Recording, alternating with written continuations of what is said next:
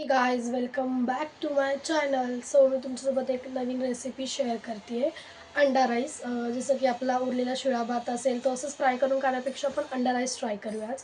So मी recipe share करते, video एंडपर्यंत बघा. Already preparation करून ठेवलं होतं. मी तुमच्यासोबत शेअर करते काय काय भाज्या लागणार आहेत आणि काय मसाले लागणार आहेत. मी खूप थोड्या भाज्या घेतल्यात कारण की माझ्याकडे अवेलेबल नव्हत्या. ज्या अवेलेबल होत्या त्याच घेतल्यात. सो मी शेअर करते, नक्की बघा.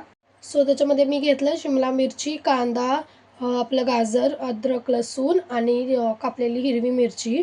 आणि मसाले मी तुम्हाला दाखवते, जेव्हा टाकेल तेव्हाच मसाले मी शेअर करते. प्लीज आता आपण रेसिपी स्टार्ट करूया. सो आधी मी ऑमलेट करते, नॉर्मल ऑमलेट, त्याच्यावर काहीच टाकणार नाही आहे.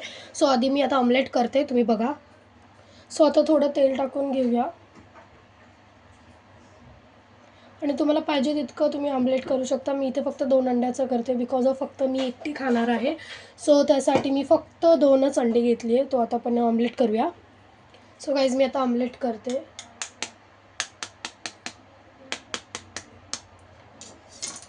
गॅस स्लो ठेवला आहे मी बिकॉज ऑफ पटकन ऑमलेट होईल ना.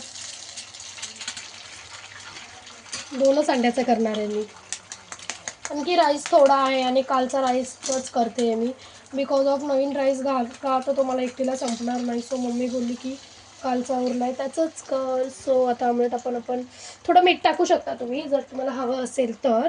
सो मी आता थोडंसं मीठ टाकते आणि हे ना आपण असं मी तुम्हाला दाखवते. सो आता हे आपण हलवून घेऊया. आपल्याला असे छोटे छोटे तुकडे करायचे जेणेकरून आपल्या राईसमध्ये ते होईल. सो हे थोडा वेळ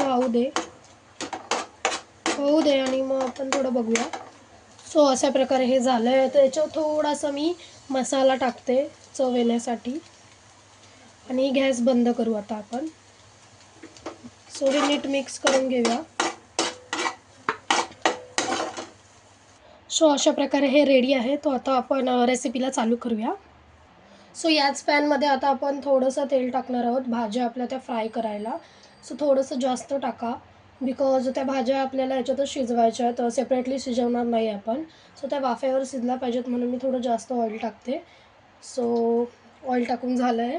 तर आता आपण याच्यामध्ये अद्रक आणि लसूण आणि मिरची फ्राय करून घेऊ. सो आता अद्रक आणि लसूण टाकूया. हिरवी मिरची पण टाकूया लगेच.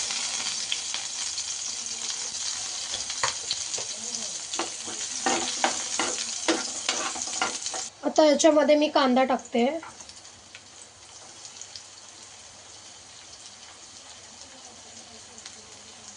कांदा थोडासा फ्राय करूया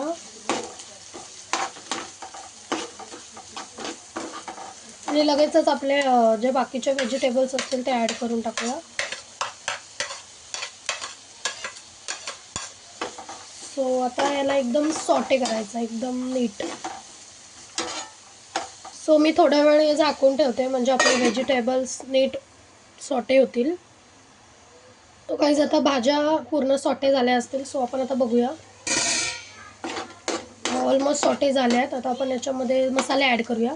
सो मी हळद, लाल तिखट, धना पावडर आणि आपली बेडगी मिरची पिसलेली आणि मीठ हे सगळं टाकून घेते आणि मग फ्राय करते. ॲक्च्युली मी हे सगळं एकत्र केलं आहे. सो माझ्याकडनं मीठ जास्त पडेल म्हणून मी मीठ नाही टाकत आहे. आता हे आपण एकदम सॉटे करून घेऊया.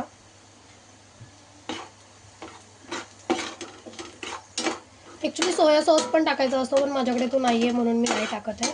तर त्याच्या जागी मी रेड चिली सॉस टाकणार आहे. सो आता मी तो ॲड करते.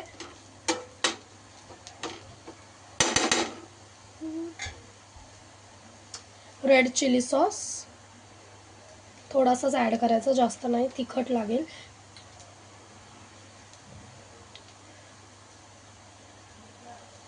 बस. सो मस्त वास येतोय. आता कसं झालं आहे काय माहिती.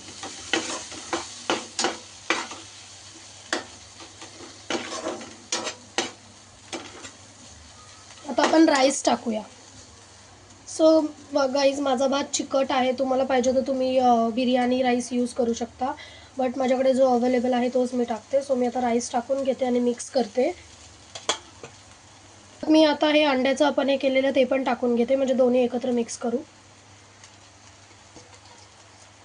आता हे मी मिक्स करते आणि मग तुम्हाला दाखवते. सो गाईज राईस रेडी आहे. थोडं मी मीठ टाकते. सो राईस रेडी आहे. आता आपण वरून थोडी कोथिंबीर टाकूया. मी तुम्हाला फायनल लुक दाखवते, ट्राय करून दाखवते कसा झाला आहे. गाईज आपला राईस रेडी आहे. खूप छान झाला आहे आणि तुम्ही नक्की ट्राय करा. अशाच रेसिपी पाहण्यासाठी मला सबस्क्राईब करा.